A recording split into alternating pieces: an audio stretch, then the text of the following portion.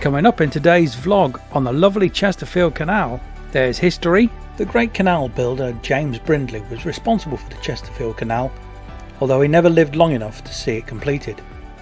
Reeds. There's a towpath at the other side of those reeds, I think, somewhere. And weeds. Down into the black hole of Calcutta. That's the weed hatch. And that's today's haul from first half an hour or so of cruising. Hello and welcome to today's vlog. Hiya. Haha! Here we are, still, as last time, at Stockwith Basin. We are going to be heading up the Chesterfield Canal in this vlog. How far we'll get, as usual, only time will tell, and more in space, obviously. But the co-op will do first. The co-op. Need a bit of a shop, stock up. There's plenty of facilities here, so fill up with water, empty the L-sand, chuck the rubbish out. Showers. Yeah, showers, so we're nice and clean. There's some signs I don't even understand what they are. But yeah. Buckets. Buckets and spades. Oh no, that was Skegness, sorry. And there's a lovely yacht club here that's got a bar and everything. Open, I think, three nights a week, and there's a pub. It's absolutely beautiful here. Yeah, there's about 3 pubs within staggering distance from here. But we were in the laundrette last night, weren't we? Yeah. At midnight. Laundrette, yeah. There's a bit of a wash here, so if you ever come here and this mooring's available, don't take it unless you want to be woken up at midnight by, I think it's the overspill from the Trent when it's full, when it's on high water. It's mad. For about 20 minutes, 15 minutes? Sounds awful. I wish I'd have filmed it, but I was trying to sleep at midnight. Thank you very much. But you can moor here overnight. I don't know how long you can stay. You need to speak to the lock keepers. Great pub in the village, about 10 minutes walk. The White Swan, was it? Or White No. Hart? White? The White something. Yeah, we went there, had a nice meal. Really nice. The light little bites. light bites. Light bites, yeah. So just got to do the wobble checks, which is, as you know, to check everything. Whiskey. Ouzo. Brandy. Beer. Lager. And... Eggnog. Eggnog, yes. Eggnog. That's obviously wrong completely. Yeah. As you know, if you're a boater, wobble means to check your water, oil, belts. Don't do this unless you're going to get it right, because every time we've tried, yeah, I know. you've forgotten half of them. So just say checks. Just check. I'll tell you what. I'll put it down. I'll put it here. So water, oil. You can wobble belts. on my head. Yeah. So there'll be a wobble above Jan's head, just so you know what we're talking about. But yes. You're supposed to do that all before you start cruising. I was just obviously being funny to check to make sure we've got various items to drink on the way. Yes. Anyway, we better get off, hadn't we? Let's go. Yeah.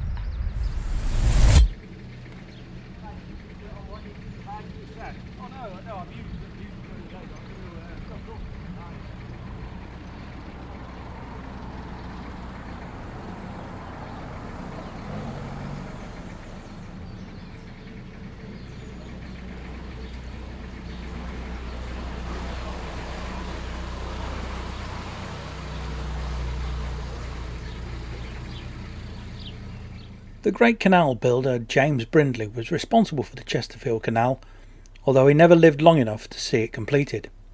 His ideal was to link one canal to another. Brindley was not adverse to linking canals to rivers if that was what was needed, and so it was with the Chesterfield Canal. Work started in 1771 with the intention of ferrying coal, lime and lead from Derbyshire to the River Trent, 46 miles long, including a significant tunnel 2,888 yards long, the same length as Harecastle. This standalone canal, completed after his death by Hugh Hensel, was highly profitable, proving that you don't have to connect to the main system in order to succeed. Even today, the 26 miles to Worksop remain navigable, the tunnel having fallen victim to maintenance costs at the start of the last century. Despite this, to this day, every 10 years, the Canal and River Trust checks on the condition of the tunnel. The Chesterfield Canal was also proof that Brindley could do locks, as perhaps the most spectacular feature of this canal is the 15 locks at Thorpe, with its 2 and 3 staircase locks known to be Brindley's handiwork. Thankfully, and as you find so often when sections of canals have been abandoned, is that there is a group of activists keen to reopen those hitherto lost sections, And it's heartening to know that the Chesterfield Canal Trust, along with Derbyshire County Council, have been able to restore part of the last section of canal from Chesterfield to Stockwith Basin. There is talk of opening up what was the tunnel into a narrow section, which would totally restore the full 46 navigable miles. Naturally, funding is needed, as well as an army of willing volunteers, many of which currently work to keep the navigable section weed-free.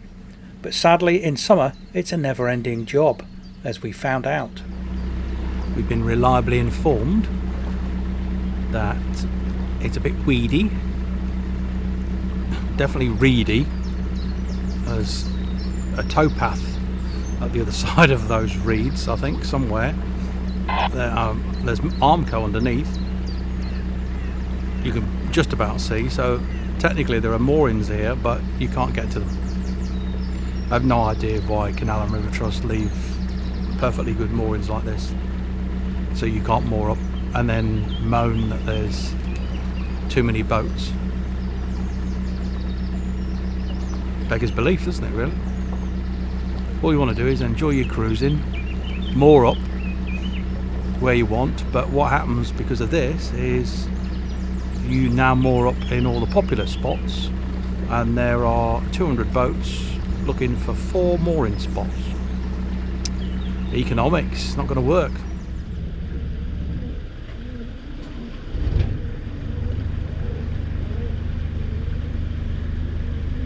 Oh, hang on, wait till he comes in. Oh yes, behave yourself.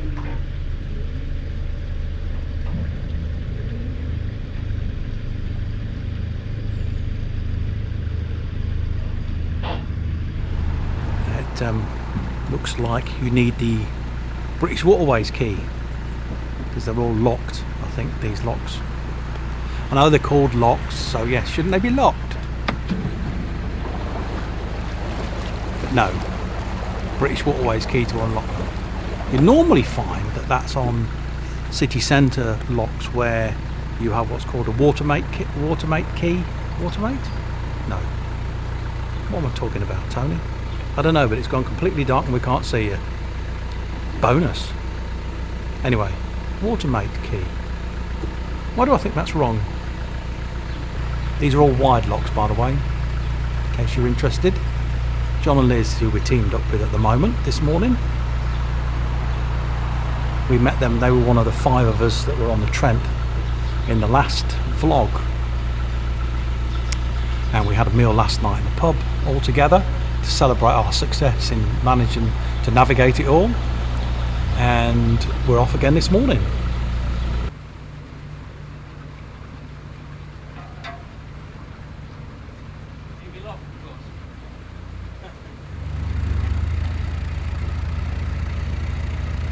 How's it going, Liz? Hey? How's it going? Not with my Paddington hat on. Oh yeah, you look fab. Looking at the gate. That is incredible. You must have to be very careful sometimes with bridges, Yeah. just to take it down. Yeah, you've noticed that, have you? Yeah. And hopefully I've got 1 or 2 photos of you and your boat Oh, thank that you. you don't normally get. Right. I have to say it's taken a bit of time to get back into canal mode. Haven't been in river mode for the last 6 to 8 weeks. It's not just the slowing down, it's the technique, especially with locks. But there you go. John and Liz are going to moor up. They're going to go to the nearby co-op and get some supplies, and we're going to head off towards the next couple of locks. Then we've got a tunnel, and then I think we're going to find some moorings, all being well.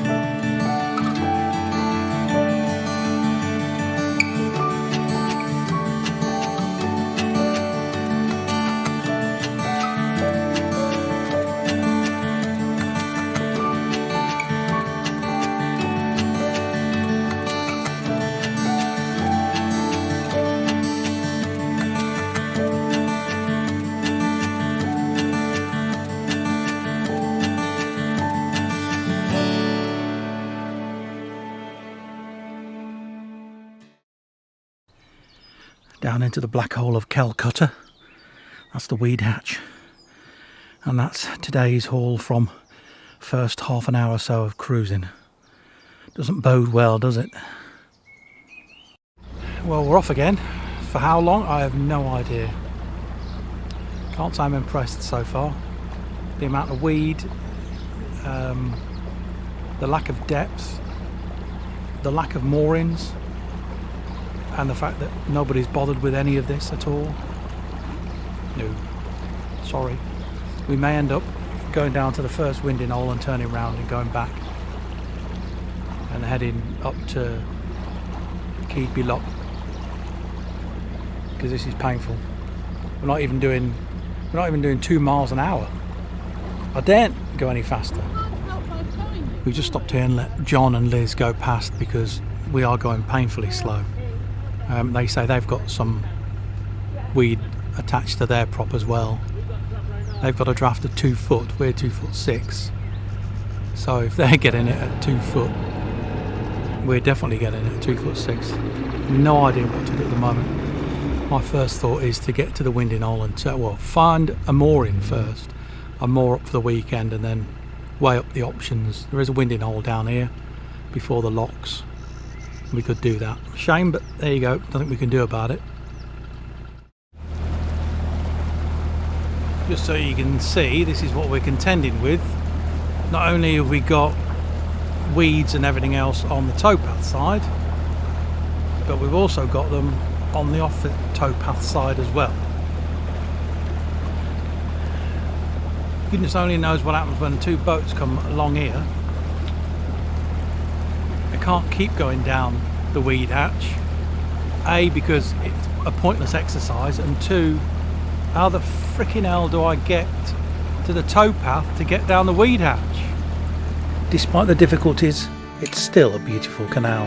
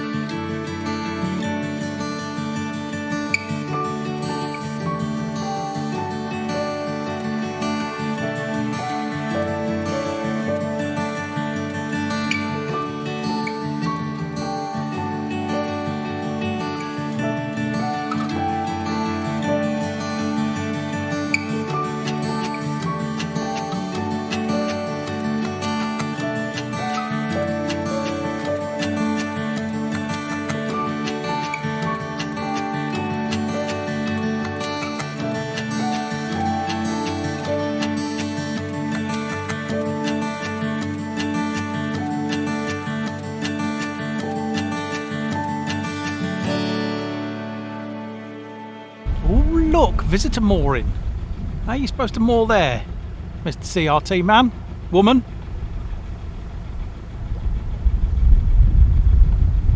Ludicrous. Absolutely ludicrous. There's one piece that's been cut and that's it.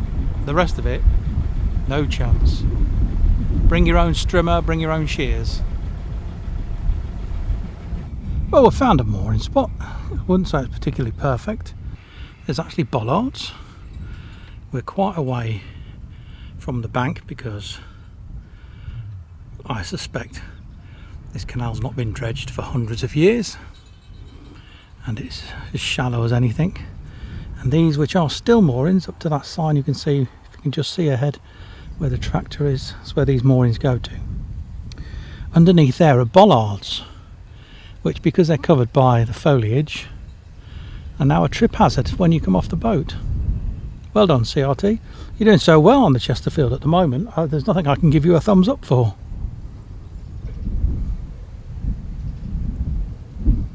Rant over for today?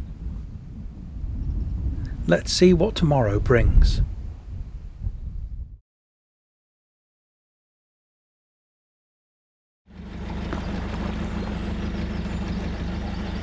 Well, we've had a couple of nights sleep.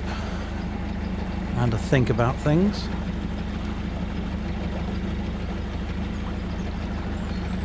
And as you can see, we are carrying on. In fact, we've got no choice, to be perfectly honest, because there's no winding hole for quite a while yet anyway, if we wanted to turn round. We've heard from a couple of the others who we shared the River Trent trip with, and they said they're having similar issues, and that tick over is about as fast as you dare go. Certainly for us, we're 2'6" draft, and although there's supposed to be 3 foot of water here, there's been dry weeks, not had rain for a while. Although bizarrely we are setting off early today because there is talk of storms, thunderstorms coming later, hopefully bringing some rain.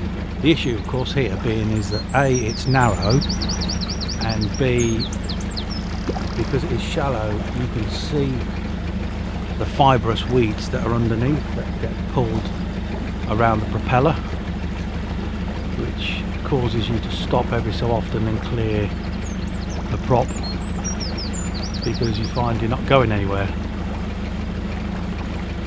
I'm going to try and put it in. We're at tick over at the moment, by the way. I'm going to try and put it in a little, the next sort of step after that, because we are going really slow.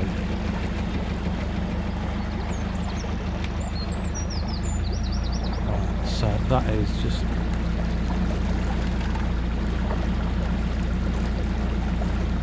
as fast as I dare go, I think. Certainly on this stretch. Intelligence ahead seems to suggest that further up, as you hit sort of Retford and beyond, it gets wider and better.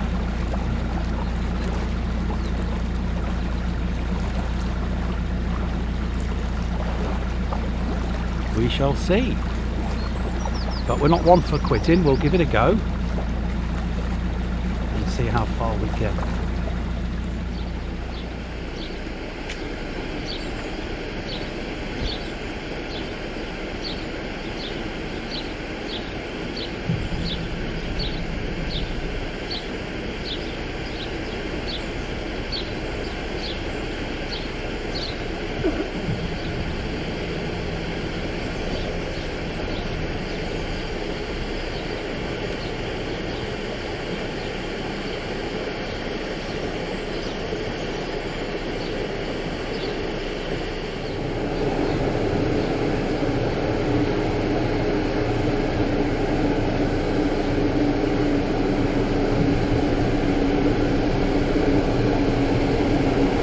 First lock of the day.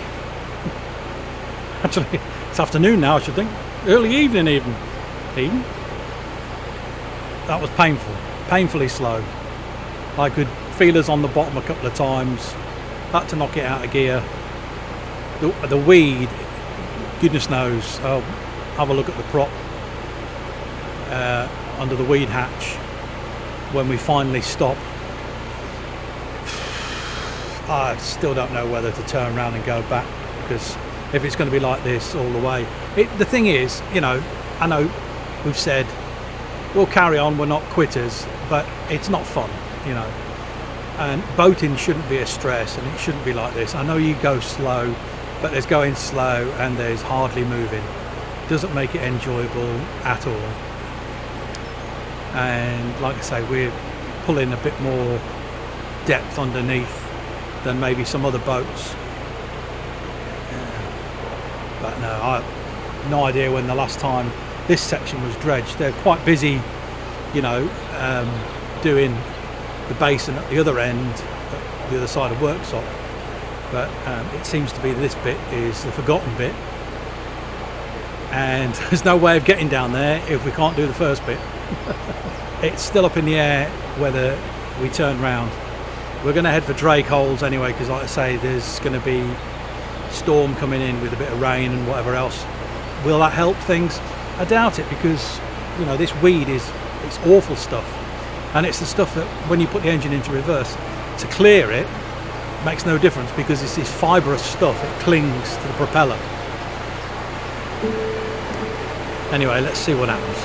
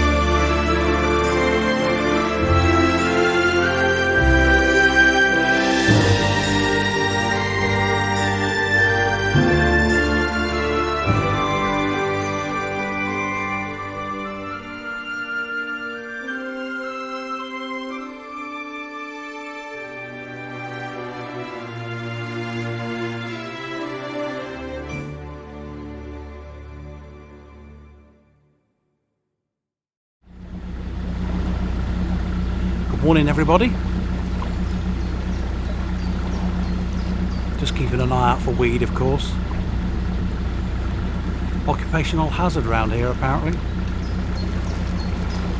The sun doesn't help, obviously. Makes it grow 10 times faster. We used to have a big pond when we lived in a house, and it was always a problem with knotweed and green algae and all that sort of stuff. You used to have to put things in the water, plants and whatever else that eat the algae or keep it at bay.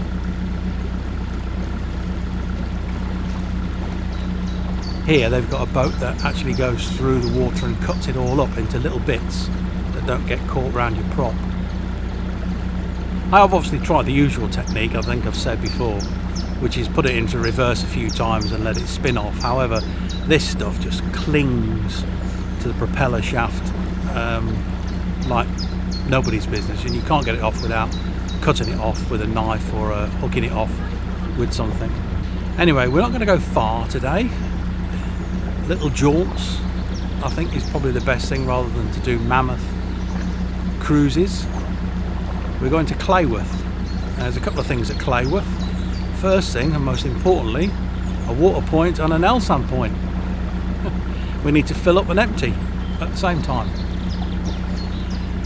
And the other thing at Clayworth is the boat club have got some moorings there. Allegedly they charge £5 a night, and if that's the case, we'll certainly dib in and have a couple of nights, boost their kitty. Evidently there's a clubhouse or a bar or what have you, so we may partake in some of that.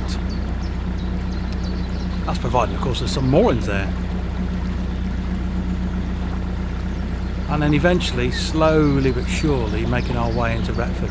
Now the two boats that have been behind us, they arrived yesterday at Drakehole. Lovely spot, by the way. They took 4 hours to do less than 4 miles, I think they said, and they're none too impressed. They came from West Stockwith and they are turning around and going back. When cruising becomes a pain in the backside, it doesn't make boating worthwhile, to be honest, and that's just, you know, our opinion. Other people have ventured forward and have not had a problem or consider it all part of parcel of narrowboating. Depends what your idea of relaxation is, I suppose. We're all individuals at the end of the day. We're all unique in that respect. But whilst it's nice weather, we can at least appreciate the greenness of the trees and the grass and the fields.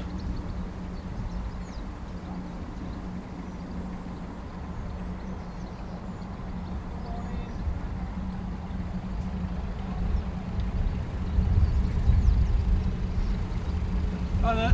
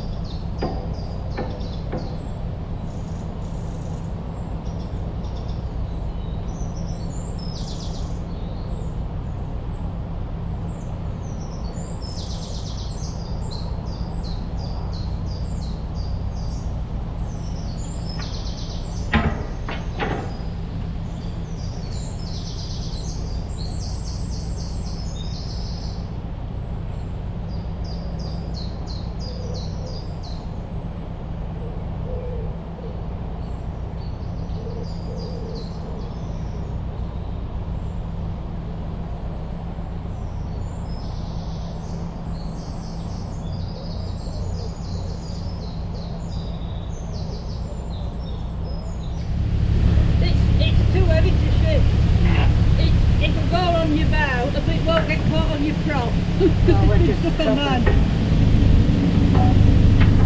Don't do the work. Go back. Second. Once you get past Draco. Where you put Cecilia? No, he passed the other side. Yesterday it was. Yeah, but he didn't do anything. Just went past us.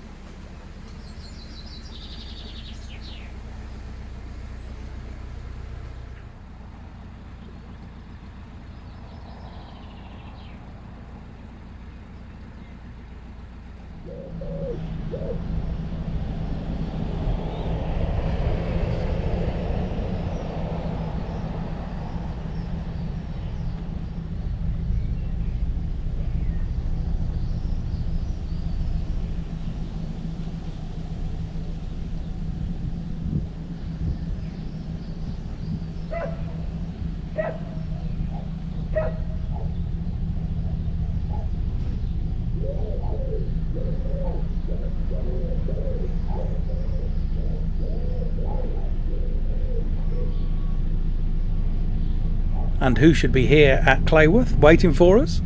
Yes, it's our friends John and Liz on Narrowboat on Reflection. Well, We won't we're get off pleased this. to see you, look. Huh? We're pleased to see you. Oh, bless you. No, we just need to get off this. It's taken since 9 o'clock to get here. So what's your plan now then? Are you coming back? You going beyond us? We were going to Retford and he needs to get a train. But I don't think we're even going to do that now. You can moor up here, can't you? There's a space actually right at the end here. Yeah. Well, you pay. There was indeed a space available for us, do you? and having negotiated with the wonderful caretaker Sentley, we decided to stay here, not just for one night or 2 nights. We actually stayed here for about a week. We enjoyed it so much. Thank you to everybody at the Retford and Worksop Boat Club, and thank you to all of you for watching, sharing, commenting and subscribing. Thanks to our patrons and everyone on Buy Me a Coffee. And if you've enjoyed this vlog, don't forget to give us a thumbs up. Subscribe to the channel if you haven't already done so. It's totally free. And then when you have subscribed, press that bell icon. Ding! Thank you, Jan. And YouTube will let you know next time we upload a vlog. In the meantime, stay safe everybody. Happy cruising. Bye for now. Bye!